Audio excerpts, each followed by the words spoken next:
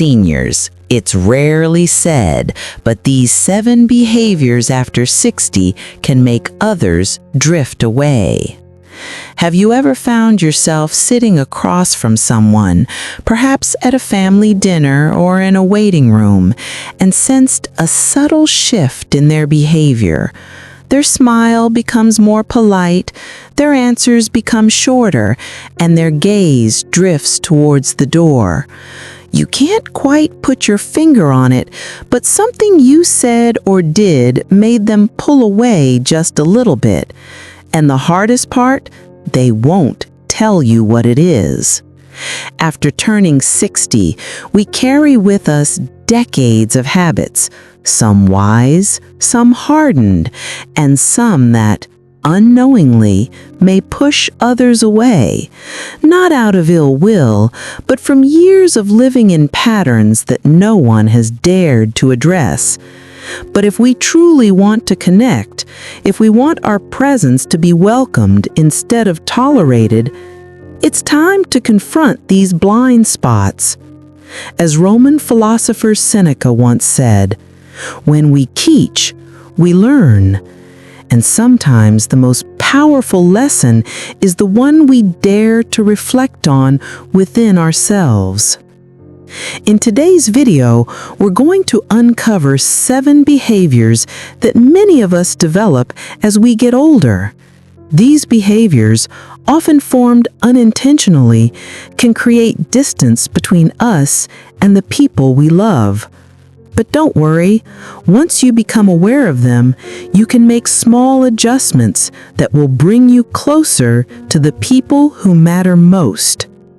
Before we begin, be sure to hit like and subscribe to my channel where we dive deep into life's reflections, navigate aging with wisdom, and share the hard-earned lessons learned with authenticity and grace.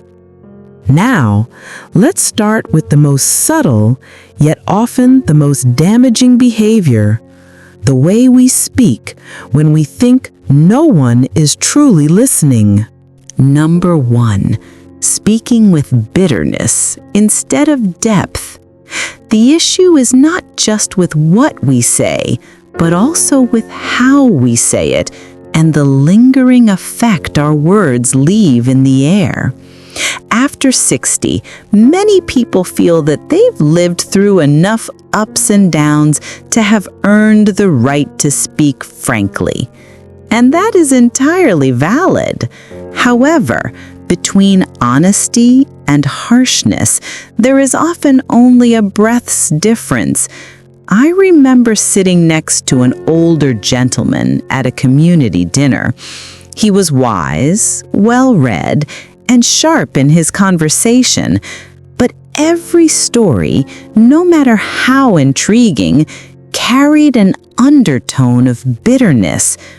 "Kids these days have no hope," he sighed. "The world is going to hell. No one cares about what's right anymore." No one disagreed with him, but no one wanted to stay long either. The sad thing was, his wisdom was buried beneath a layer of bitterness, and he didn't realize that people weren't avoiding him, but the heavy emotions he left behind. The philosopher Michel de Montaigne once wrote, "The clearest sign of wisdom is joy." Not naive optimism, but a gentleness that arises from deep understanding. When we've lived long enough to see that life is imperfect, we come to realize that its imperfections make it real. And that is precisely why our voice deserves to be heard. But when our words are bitter, they no longer enlighten others. They just cause doors to close. The next time you're speaking, ask yourself, is my speech uplifting this moment or making it heavier? Am I speaking to be heard or to be understood? Ultimately, what people remember isn't what you said, but the emotion you left with them. If your words carry warmth, even in sorrow, others will remain open.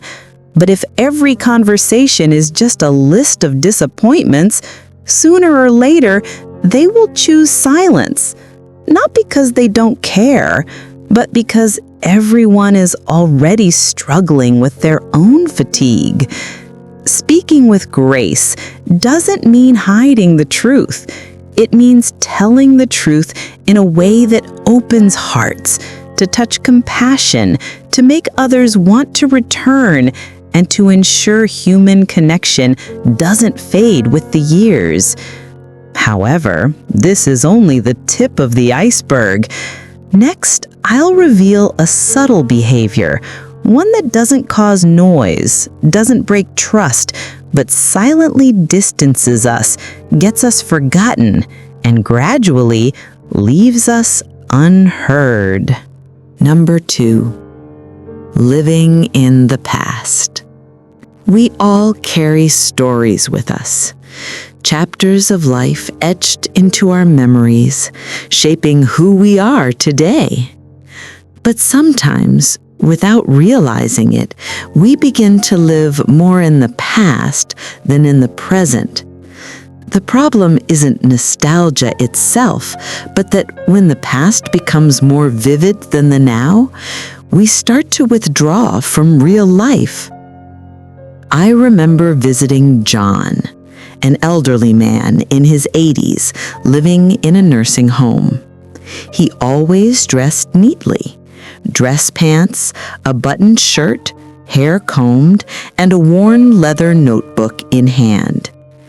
Everyone admired him, polite, wise, and with a deep, warm voice of a man who had lived fully. Just sitting next to John for a few minutes would take you back to the 1960s.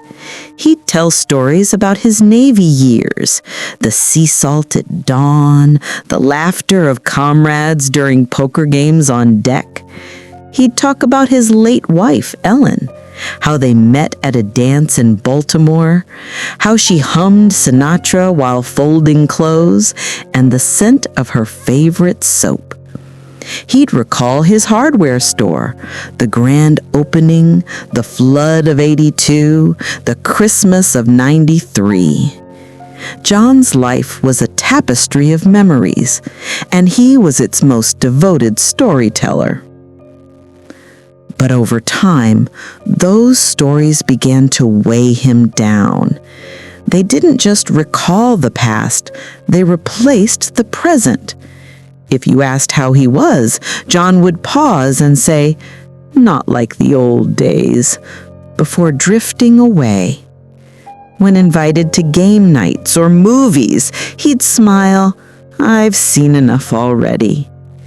Even birthdays brought only a polite nod, as if the new candles meant nothing. His mind lived on rewind.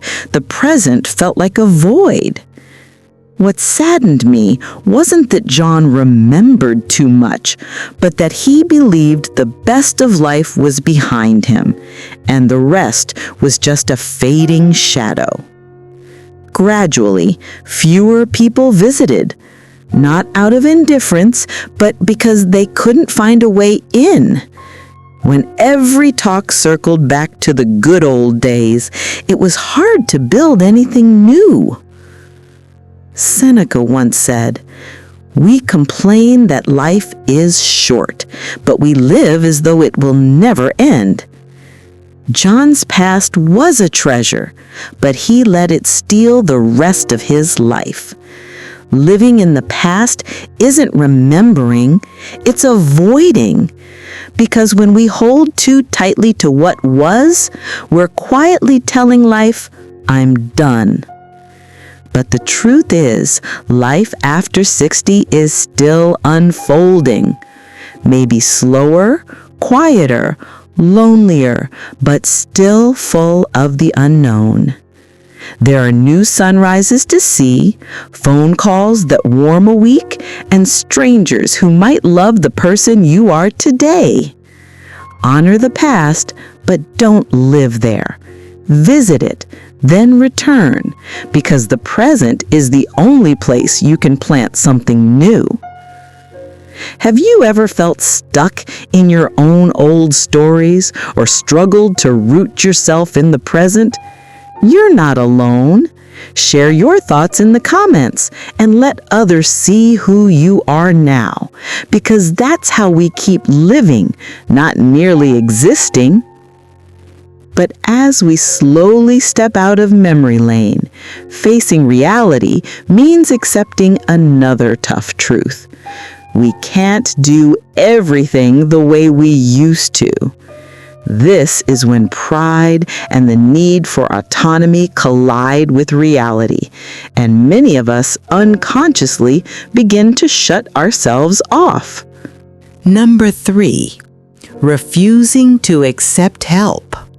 Sometimes the thing that makes us feel the loneliest isn't being left behind, but when we say, "I'm fine," when we're clearly not. There's a quiet pride that builds up over the years, a belief that needing help is a sign of weakness, that asking for support means losing the strength we've cultivated throughout our lives.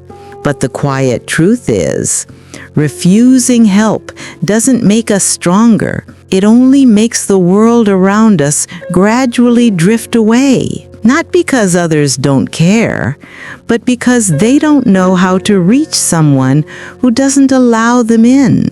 The philosopher Seneca once said, "No one can live happily who considers himself isolated."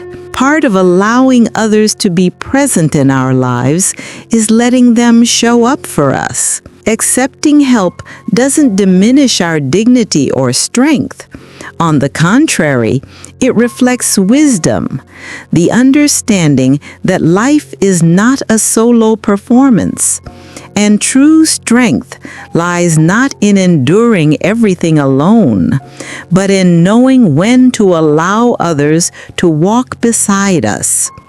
So, if someone offers to bring you dinner, help carry a heavy bag, or simply ask how you're doing today, let them. You're not a burden. You're giving them the opportunity to show love, to feel useful, to connect in the most genuine way they know.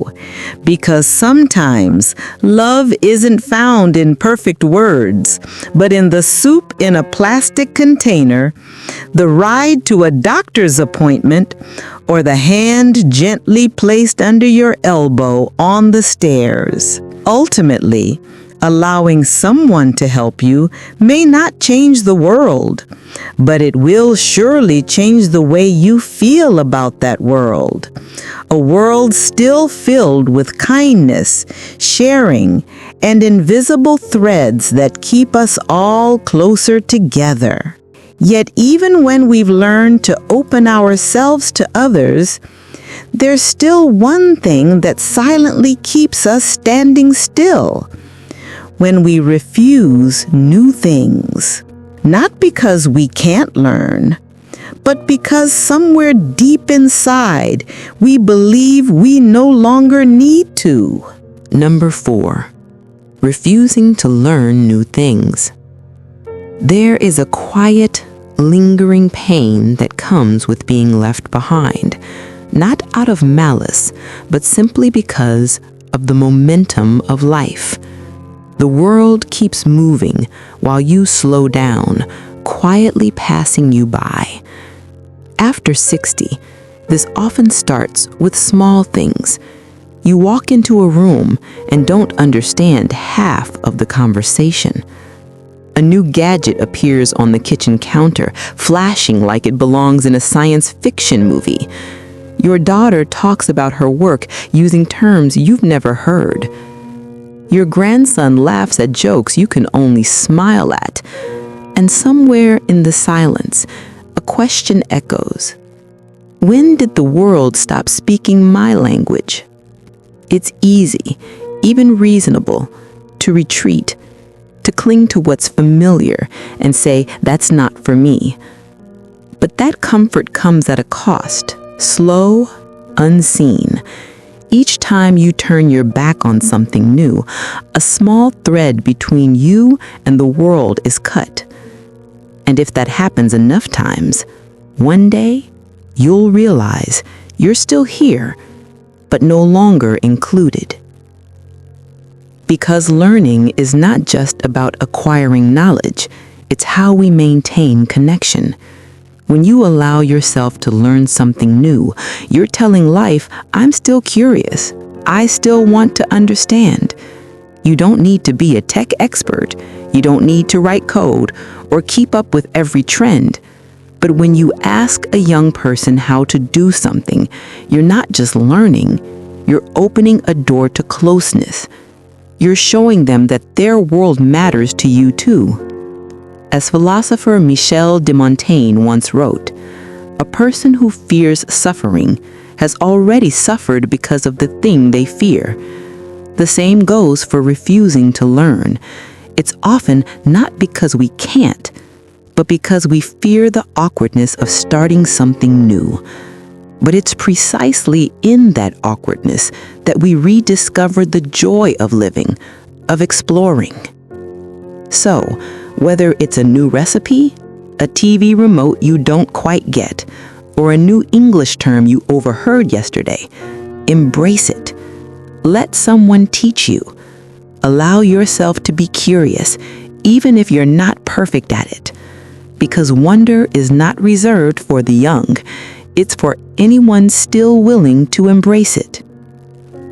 If this resonates with you, if you've ever felt that pang of realizing you're being left behind, remember it's never too late to step forward again. Start with the small things. And if you can, share your story. Because in your experience lies wisdom, and out there, someone may need to hear that starting over is perfectly okay. If keeping your mind open keeps you connected to the world, then caring for your body keeps you grounded in it. Because sometimes it's not the big losses that make us fade.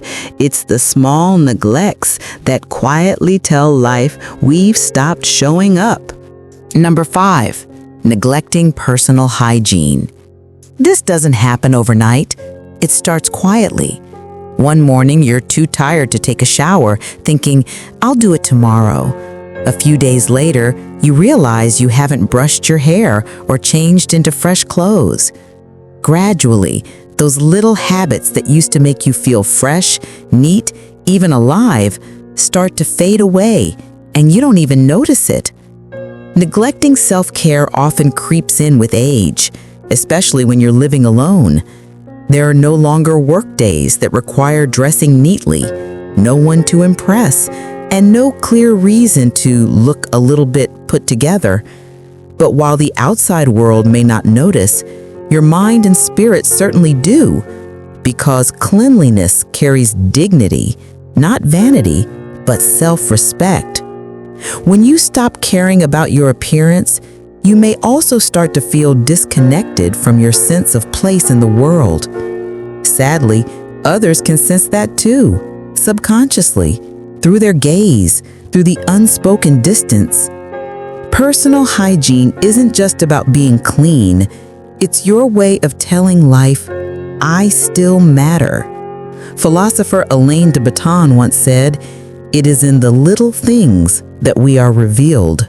A freshly laundered shirt, a brushed set of teeth, neatly combed hair. These simple acts are silent declarations, I'm still here. I still care. I still belong. So if you've noticed these small behaviors slipping away, don't be ashamed or blame yourself. Simply start again, gently, today.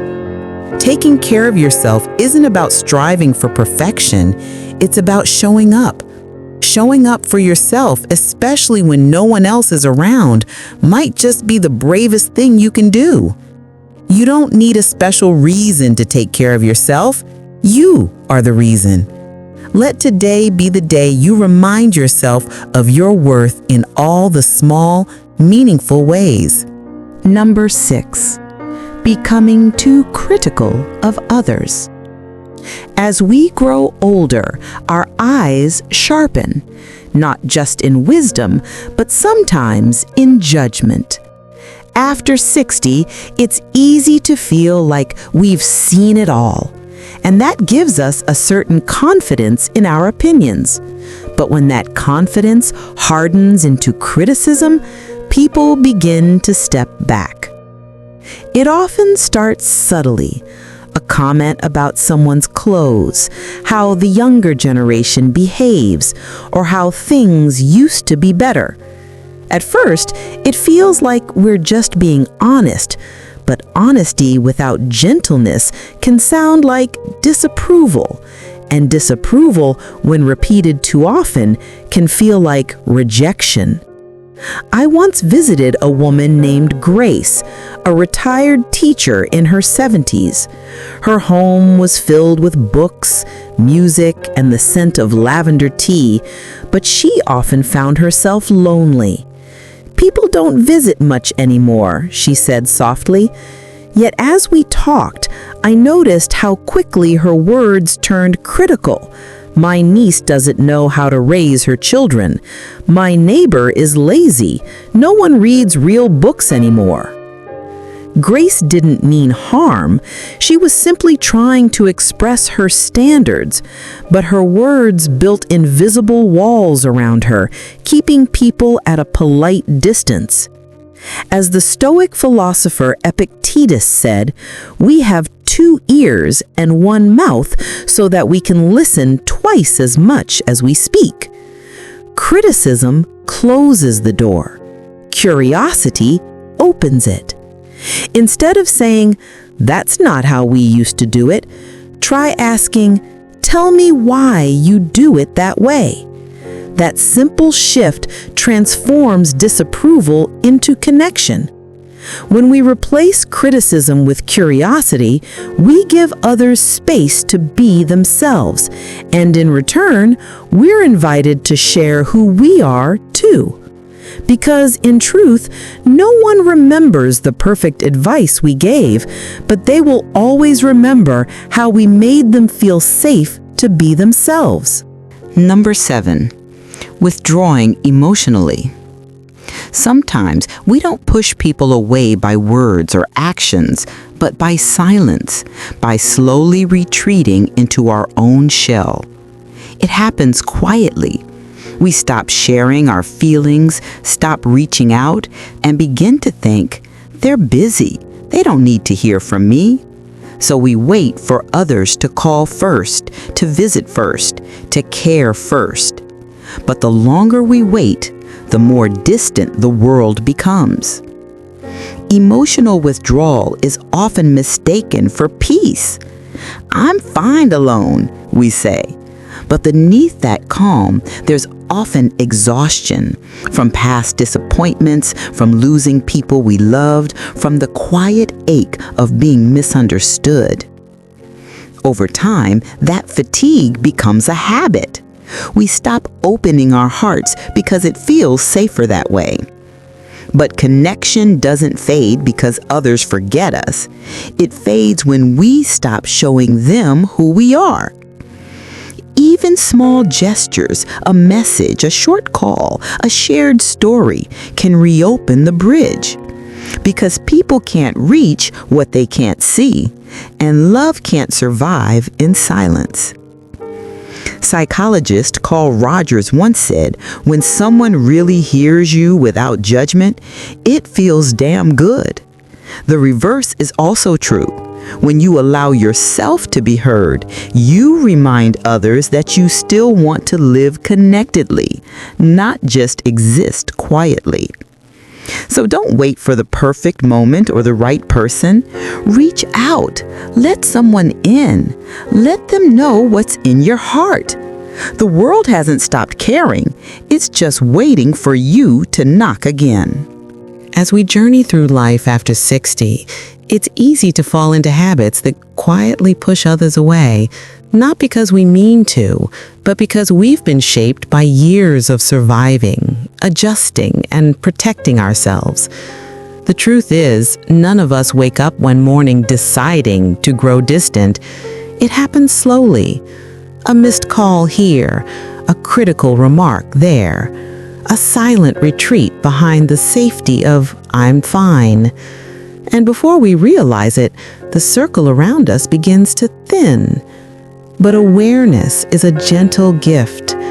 Once we see these patterns for what they are, we also begin to see how simple it can be to change them.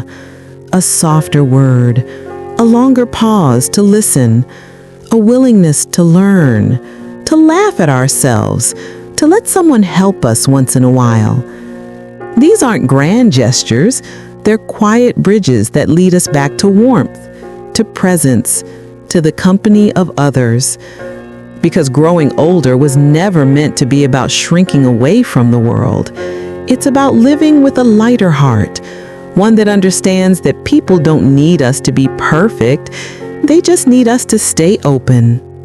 So if any of these reflections resonate with you, don't see them as judgment, but as an invitation to soften, to open, and to become the kind of person others feel safe with, drawn to, and loved by.